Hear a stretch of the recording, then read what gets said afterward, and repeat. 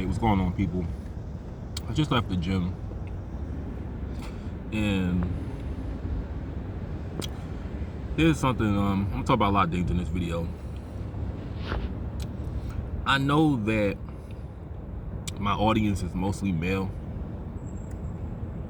so I'm gonna just put explicit in videos that I feel will not apply to like a male audience. At one point, I thought that most of my audience on here were females, but maybe when they saw my videos on women, that probably prompted them.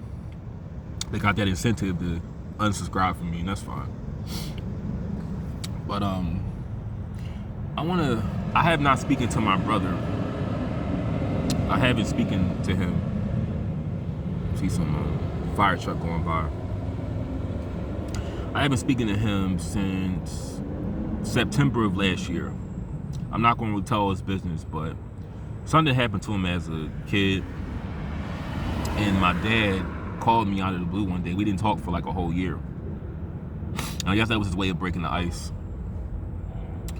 And he asked me, "Did you know this happened and that?" And I was just like, "Yeah, you did too." But I don't really know where he is in life right now. But I want to give a shout out to my brother because when I was like 15, 16, and I was going through my little, at the time, sexual confusion, he was the only one who was supportive of everything. Like, he didn't speak bad of anything. He didn't call me like it's not that my parents used any names that were like derogatory, or they didn't speak down on me, but it was just that I felt like I was going through something and they didn't really want to deal with it. Now I'm comfortable like with everything, now. Like, it's not a big deal to me. But I remember he said at least 3 times, like, whoever you deal with, you're my brother and I love you. And I won't forget that. Now, he is a dick today. He is an asshole. But I think that's the only person who really gave me support. And I mean, it was a really confusing time for me.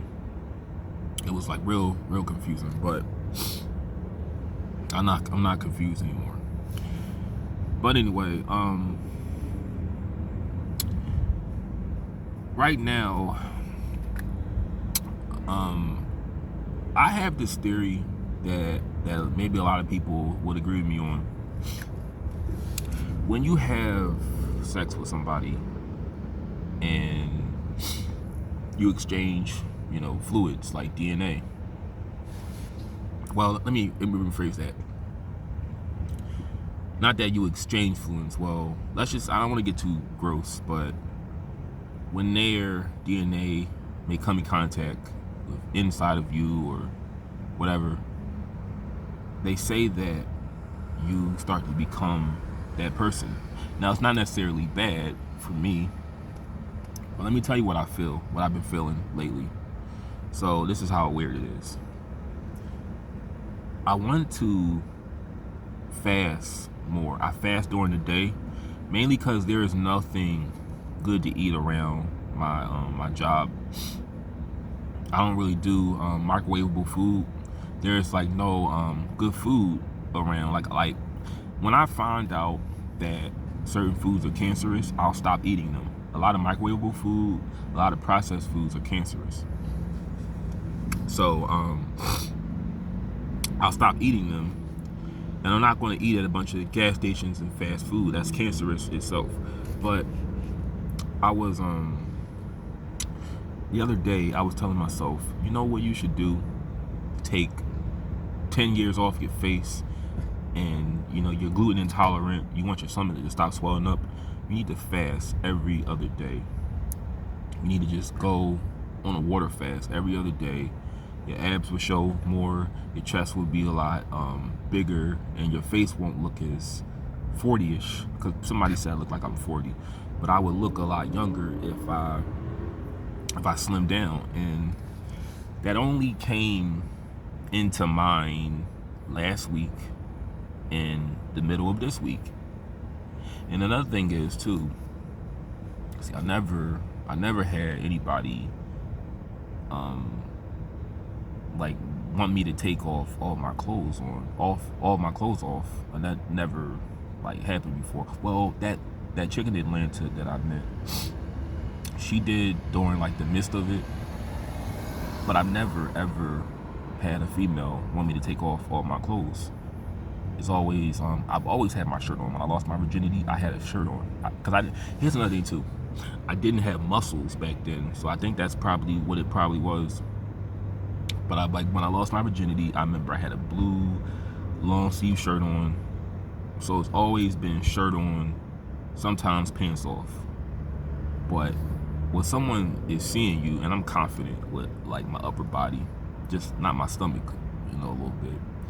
But last week and this week, I was just telling myself it feels different as a black man having somebody let's just say non-black rub up against you, play in your hair, touch your chest. It's a different feeling because it's not that I like yearn for acceptance from other people, but I ain't trying to make this funny, but I was just, the words buck were just playing in my head for almost 2 weeks now, because I'm a big ass dude. I'm big. I'm 230, but I want to get down to maybe 185. And when you're a black man, it's just that it just feels different. Maybe y'all can agree with me. It feels different when, if it's a non-black person, they touch on you, and it's just that we have bigger like physical structures. Because I feel like a black man doesn't have to do much to get muscular. Like me, look at me. I'm a vegetarian, vegan. I don't eat meat, but I look like I'm a pretty big dude, and I don't have to do much to maintain my structure. But yeah, I was just, that was just sort of playing through my head like this week. It was just like, yeah, it's just a different feeling. It's just a different feeling. But like I said, I don't mind. I don't mind my own race. And being down here, I do like Hispanic women. I do. I'm being down in Florida. To be honest though, that's really the furthest, that's like the most I'll go, like dealing with non-black women, because I don't know how would it be like here's the thing, I'm not trying to compare this to interracial dating, but I have this, I was thinking about that lady at the last job, the one who was talking about me, but I knew she liked me, but it was just, she flipped on me when I mentioned Kevin Samuels. I was thinking the other day, what would it be like if I hooked up with her? Like, what if she was my my little friend? What if she and I just hooked up? I wouldn't mind. It's just that I didn't even care if she was talking about me. Now, I was a little more cautious because the characteristics of a backbiter and a snitch are the same thing. Backbiters and snitches have common characteristics. They're quick to call police. They're quick to put false accusations on your name. Like, I'm wondering if she's talking about me. Is she the type of female who would call police and say that you raped her if you don't want to deal with her no more? These are the questions that I asked. Or because I was celibate at the time, but I was telling myself that is she the type who would get like a nephew or like her son to beat your ass if you came to her house and you said something that she didn't like those are the questions that I asked. So that's why I was a little more cautious around her. But if she didn't speak on my name and she wasn't acting so damn mad about Kevin Samuels, yes, I would definitely hang out with her. I would. And let me say this right now, I'm not, if she, just because she's 63, I'm not ashamed of being seen with her. I'm not ashamed of being with her in public. It's none of that is the thing. It's just, if I'm dealing with you, I appreciate it. If you don't, say my fucking name. Because I want to know that anything I confide to you, it stays between us. That's all I ask. But I'm kind of off topic with this video. I just feel like when you have somebody's DNA in you, you start to become, I don't want to say like them. Like, I'm thinking it's either that or I'm just becoming more self-conscious of how I look because of other people. Because like you don't have other people look at you naked unless you're in bed with them. Unless you're in jail, that's different. But I'm going to start fasting more just to take some weight off my face and get a six-pack. And yeah, that's pretty much it. I don't really want to go too far with it. I just want to look I don't want to say I want to look my best, but it's teaching me a lot. I'll just say sex is teaching me some goods. And yeah, that's pretty much it. I'm happy. Yeah, my last 6 encounters have been 10s out of 10s. Like, I've been rather happy. I'm not now OCD, because I know you like oh, so does that mean your OCD is gone? Do you still have thoughts that like God's going to punish you for dealing with your little transsexual? Let me tell you this. I thought about that the first time, and then you know how it went away.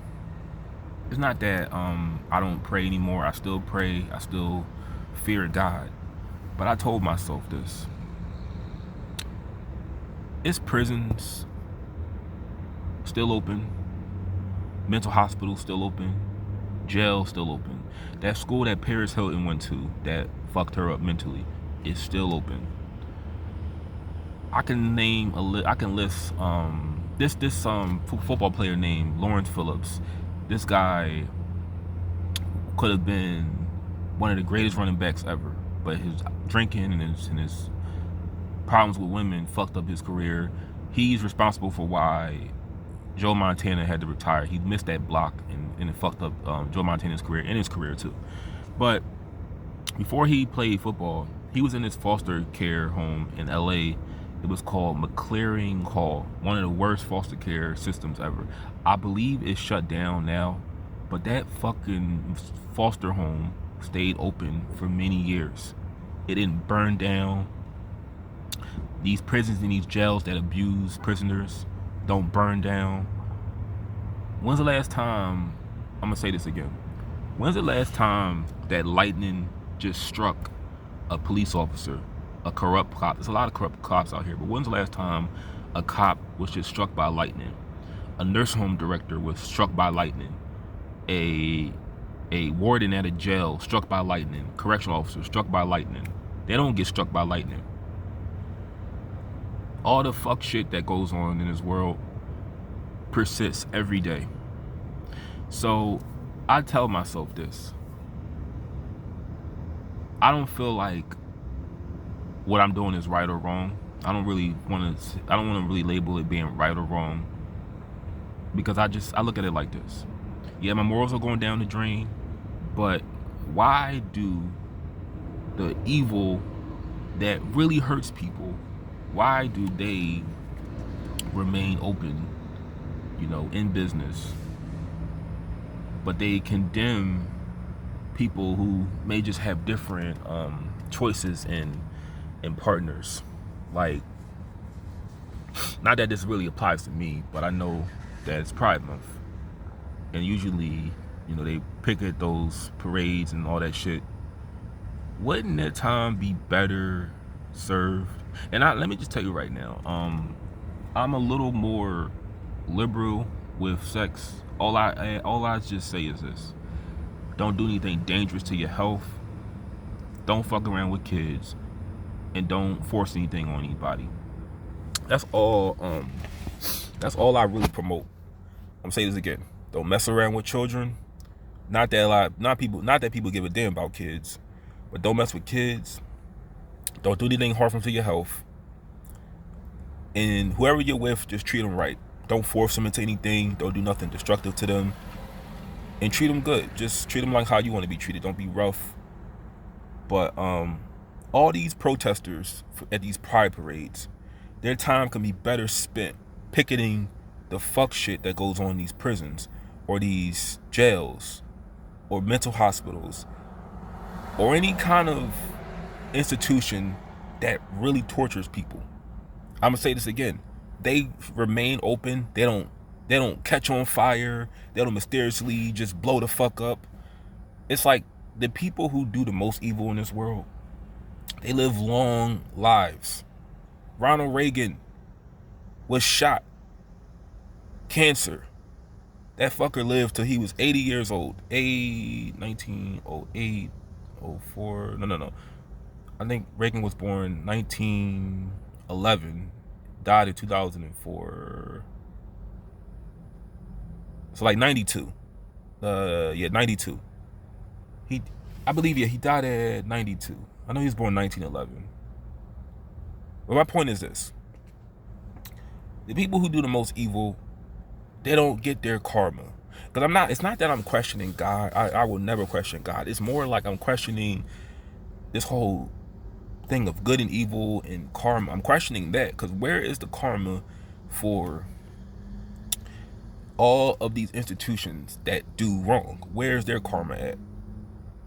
I'm at this point, I'm not going to really promote others telling people how to live when there is more evil in this world. Like I said, if you have sex, just be responsible, treat that person right, and just leave kids alone. That's all I promote on this channel. And it will stay like that. Like I said, everybody you with, just treat them right, and just don't go overboard with it, and just don't have multiple partners, and just protect yourself.